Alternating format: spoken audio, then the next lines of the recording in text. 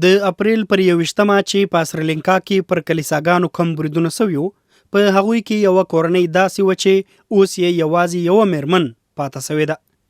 د هغې کورنۍ د ویشمي په نامه یو 14 کلن نجلۍ په سکول کې ورکړل سوی کار په دې نیت پرېښی و چې له مور او پلار سره کلیسا ته تر تګ وروسته به یې مکمل کړي، خو بیا یې مکمل نه کړ ځکه چې همهلته ووژل سوه. دا د هغې کوټه ده چې د دې د استعمال توکي او د سکول سامان پکې پروت دی. دا د نوموړي د سکول د کلاسونو مهالویش دی چې په کومه ورځ به یې کوم درسونه ویل. دا د ویشمي او د هغې د مشرې خور نیتمې د سکول کارډونه دي. دوی چې د کولمبو ښار کومې کلیسا ته تللي وو، پر هغه کلیسا ځانمرګی برید وسو. ویشمي د هغې مشره خور او پلار 3 واړه له یو شمېر نورو کسانو سره یو ځای ووژل سو، خو مور یې په ټپي حالت کې ژوندۍ پاته سوه. د دوی مور وایي زړه یې نه مني چې یوازې پاته سوې ده.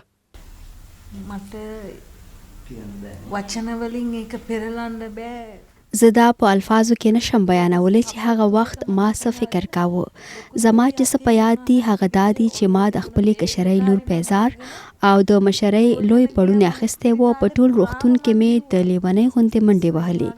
زما نه دي په یاد چې څومره منډې مې وهلې وې. زه داسې فکر نه کوم چې زما لوڼو زه یوازې پرېښی یم او نه هم زه د دې منلو ته تیاره یم. කියලා ඒක මම පිළිගන්න කැමති උනේ. د خپل لونو د وړوکوالي تصویرونه مخامخ ورته ایښي او یادوي. ලොකු දුව ඉගෙන ගන්න ගොඩක් දක්ෂයි. زما مشره لور په سبق کې ډیره تکړه وه.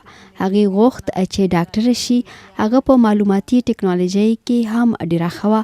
هغې به ویل چې زه د خپلې مور ښه خدمت کوم، زه به ښه لوی کور جوړوم، زه به نورو هیوادونو ته ځم، یعنې داسې ارمانونه یې وو. کشرۍ لور مې پر نڅا ډیره مینه وه.